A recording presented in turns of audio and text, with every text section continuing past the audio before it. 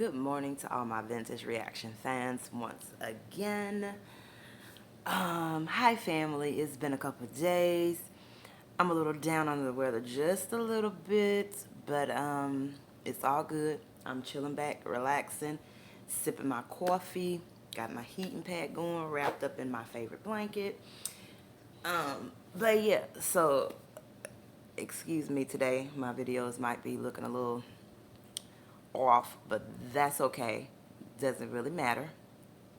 So, the other day I was listening at the Elvis, well, not Elvis, but Priscilla Presley talk about her relationship or whatever with Elvis the other day. If you haven't checked that out, go back and check that out. Let me know what you think about that video. So, I am, like I said previously, on a journey to finding out as much information as I can about Elvis being a fan. I want to know everything because I know a lot of stuff out there is very untruthful as well. So I'm just hitting bits and pieces here and there, listening at different interviews and documentaries and things like that. So I know a lot of you guys have been fans for years, whereas I've only been a fan here for like maybe a month now. So I know y'all will correct me and fill me in on the pieces that I'm missing. So I'm gonna check this out. It was an accident. Priscilla Presley reveals the true cause of Elvis's death. Now, it's kind of like the norm when somebody famous dies. Of course, you got the truth, you got the lies. You know what I mean? There's two sides to every story: his story, her story, and the truth. But I'm seeking the truth. Now, in that interview I watched with her, she didn't say anything about Elvis and his death and all that other stuff, being an accident and all that stuff. So I was kind of taken aback when I saw this. I really was. So let's just check it out, see what she got to say.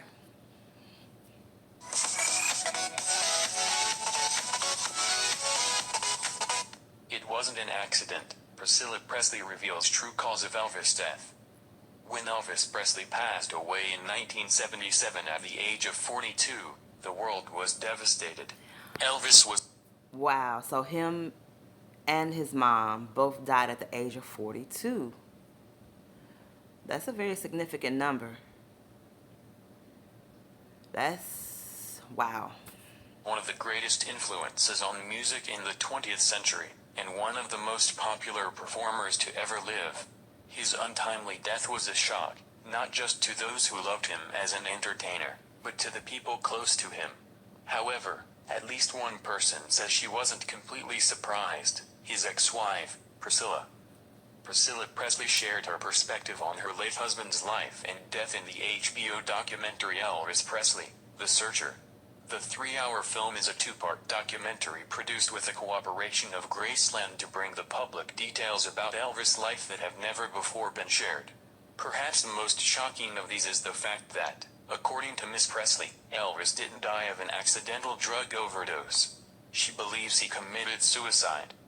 Priscilla met Elvis in 1959 when she was just 14 years old, but she made a lasting impression on him even then. Okay, so this wasn't what I was expecting. I was expecting her to say that maybe whoever is responsible for giving him the prescription pills or whatnot, I was thinking that she would go that route, or somebody close to him. I didn't think she would go the suicide route. I didn't think that. I honestly didn't. Like, I do know he had a lot of responsibility on him. I knew he felt a lot of pressure. I know he knew that he wasn't physically fit, mentally fit, spiritually fit to go on that last tour, which he honestly did not even get to go to. But suicide though? Like, was the pressure that great? Do you think that it led him to commit suicide? Do y'all agree with that? I don't want to agree with that. I just don't. Elvis was 10 years older than Priscilla, so her parents weren't thrilled about their romance, but the lovers made it a point to keep in touch, mostly over the phone, for the next few years. Priscilla eventually began visiting Elvis, then she moved in with his parents to attend school in Memphis. The two were finally married in 1967, and their only child, daughter Lisa Marie Presley, was born in 1968. Sadly, Priscilla and Elvis divorced in 1973. However, the pair remained close, having joint custody of their daughter. 4 years later, Elvis died at Graceland of a reported heart attack. He was discovered dead at 2 p.m. on August 16, 1977, by his girlfriend at the time, Ginger Alden. He was 40. Wow. Okay, so anytime you hear about Elvis's death, of course, everybody has always shed light on the prescription pills or whatever the case may be.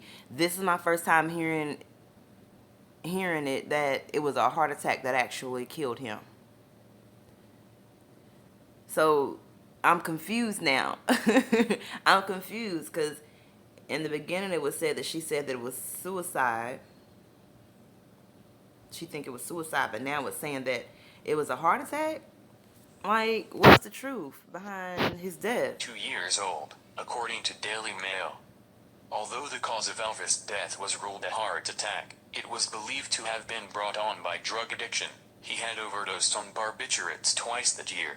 For years, Priscilla said that she and others tried to help Elvis quit doing drugs, but the singer was so strong-willed that it was impossible. People there, in the inner group, did, but you did not tell El. I will say this. I will say that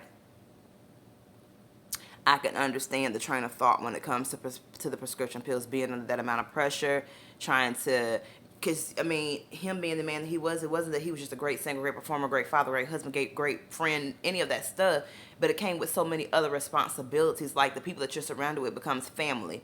And then you are like the source to all these people surrounding you, being able to take care of themselves plus their families and whatever else. So him wanting to pull back means if I pull back, yeah, I can get the break that I can need. I can kind of see about myself. However, if I do that, that also means that these people are out of work. They don't get paid. If I'm not there to perform, then they can't get paid and then they can't take care of their families. So I get it. So, and I also understand that with that being said, when it comes to his use of those drugs, it became to the point of not just about being addicted, but survival. Like he needed them basically to function and to be able to deal with everything that was going on mentally and to still be able to get out there, perform, give his fans everything they're used to getting, and also still make sure that the people that are around him are still able to have jobs and get paid and take care of their families and all that stuff. That's a lot of pressure. That is a lot of pressure on top of dealing with, his mom, and I can just only imagine the type of pressure that he was under. That's all I'm saying. Am I saying it was okay? No. Do I wish he was still here? Of course I do. But just having that, I mean, being realistic, that mind frame of this man had a lot of pressure on him. I get it. Elvis Presley what to do. You did not. I mean, you'd be out of there faster than a scratched cat. They would try in no way, she said. Priscilla said that Elvis' drug problem began when he was in the army, and it was one of the main factors in their divorce. They gave them drugs to the soldiers over there to keep them awake. He had maneuvers that he had to do late at night, so the pills were given to the guys and that's how he started, Priscilla explained. And if you take a sleeping pill, you have to do something to get yourself awake. He was in uncharted territory, he truly was, and he did this and tried to do this alone. Elvis continued to struggle with an addiction to prescription pills for years. He gained a great deal of weight and his health declined as a result, but he was still pushed to keep touring and working. This caused the king to spiral into a depression. Priscilla believes that the overdoses were a cry for help and that he finally decided to take his life. She claims that he knew what he was doing.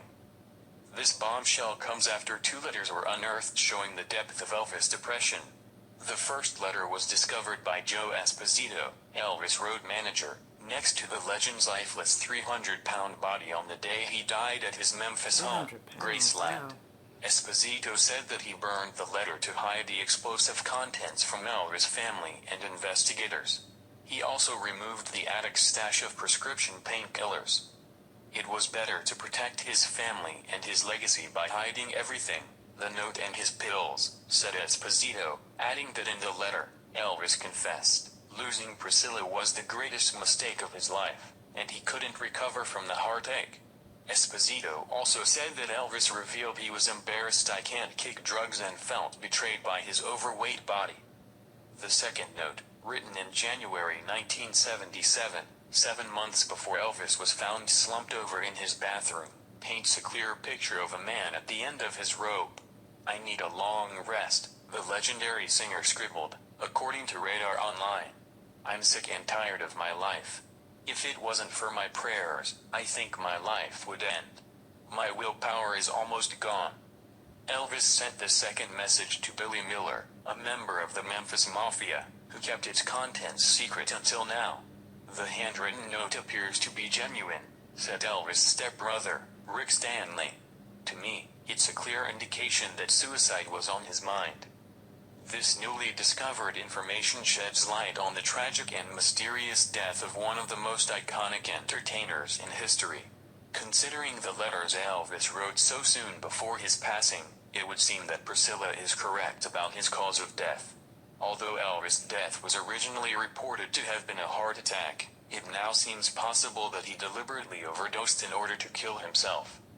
Thank you for watching this video. What do you think about this? Share this on Facebook and Twitter along with your comments. Alright, so that's that. Y'all, I can say this, and I've pretty much been this way from the beginning, even before I got deep off into my little Elvis adventure or whatever. But I still stand to this very day, even with knowing everything I know. So the hell what? You know what I'm saying? Don't nobody know exactly what he had going on but him. And people can say what they want to say, even the ones who thought they knew him. You knew him so well. However, nobody really just knew the amount of pressure he was on, how depressed he really was, everything that he had going on, and that he couldn't even entrust any of them to even really just share that with him. But I get it. You know what I'm saying? But at the end of the day, you have to realize and keep in mind that he's human at the end of the day. He ain't did nothing no worse than what some of us are, or some people are still doing at this very point in time. You know what I'm saying? But I don't care about all of that. At the end of the day, he left behind a great legacy. He was a great man with a great personality, great father. He was surrounded by people who actually love him. He have fans that still love him to this very day and will keep his legacy alive and will overshadow all that negativity with such great positivity, like myself. Like, I don't care. I mean, of course I want to know, because you want to know information about people. However, it really doesn't matter. It doesn't matter at the end of the day. If you're a fan, you're a fan. If you're not, you're not. It doesn't matter. It's not going to change anything. But I just do want to say and let it be known that, you know, we have to keep in mind that even though we put people on pedestals and we think they're legends and they are just, you know, the greatest gift to the earth and all this other stuff, we can feel however we feel, but we must remember that people are human. We are human. We do things that humans do, and Elvis was human at the end of the day, and he struggled with a lot of things, and he dealt with it the best way that he saw fit, while still trying to make sure the people around him were okay. That's just how I see that.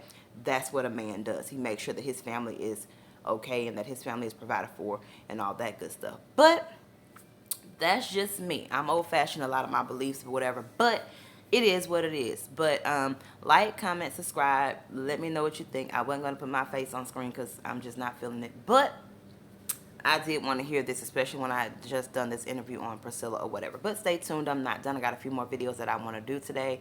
Like I said, like, comment, subscribe. Leave those comments as well. Let me know what you think. I'm out.